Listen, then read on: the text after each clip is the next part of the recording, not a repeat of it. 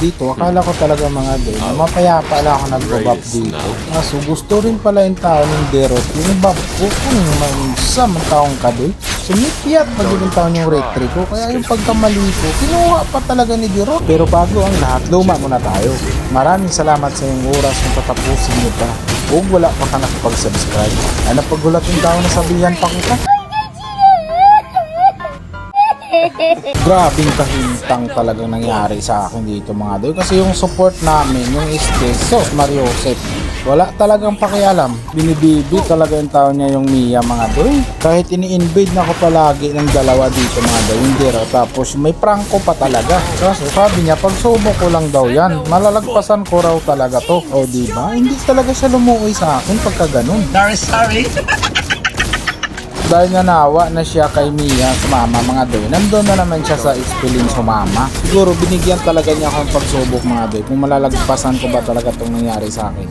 8 minutes pa lang yan, pero yung Tore, yung tao namin mga doy, palagas na git talaga. Hindi maayo to pagka ganito mga doy. Kita mo, tabang-taba talaga yung Derot. 4 na kami bumibira dyan mga doy ha. Naghipo na talaga sa bukog. Pero wala namang mananalo sa 4 versus 1. Sos Mario Joseph kadoy. Kita mo yan, yung low buff ko na naman yung kinuha niya. Sa akin naman yun, pero kinukuha pa rin niya. May sarili naman sana siyang buff. Nangingialam pa sa mga buff ko mga doy. Sino bang hindi lumagos dyan mga doy? Pag ganyan yung sitwasyon mo. Yung raid ko, wala na rin. Sos Mario Joseph talaga. Umuwi lang yung taon ako saglit. Wala na naman yung raid ko. Kaya yung bakukang ko na lang yung kinuha dito mga doy. Apos lanan man.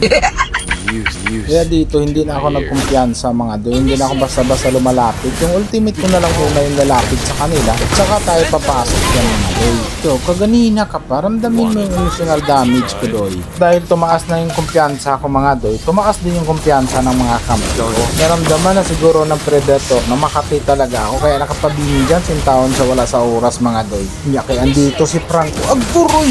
Nakagat pa man hinuan ako. Siguro nanawa na yung Derot kasi hindi na kinukuha yung mga buff ko mga doy. Diyan in town sila nagkakamali mga doy kasi binigyan nila ako ng mga buff ko.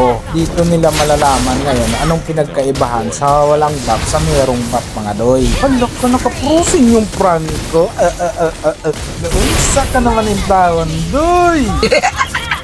Kaya yung minyak dito mga doy, dahil yan sa mga buff ko mga doy na nakuha kong pinagkait yung tao nila kanina. Kita mo yun, sa isang putok lang talaga, parang putok ng katabi mo dyan mga doy. Dapat kasi hindi nyo na ako pinakuha ng buff hanggang matapos. Hindi nyo pala kayang panindigan, kaya ngayon humiga na lang kayo isa-isa dyan. Nagibol-bol na kasi kayo, nagpabuyag pa talaga kayo. Tapos yung savage sana dito mga doy, kukunin ko naman sana talaga to, kaya lang sabi naman ni Monto na wag na, sumusubra na daw ako mga doy, kaya ang ginawa niya, tinapos na lang niya. Next time naman Monton, wag ka namang mangialam, please lang naman in town. Oh, nagpainit pa nga lang ako, nangingialam ka naman.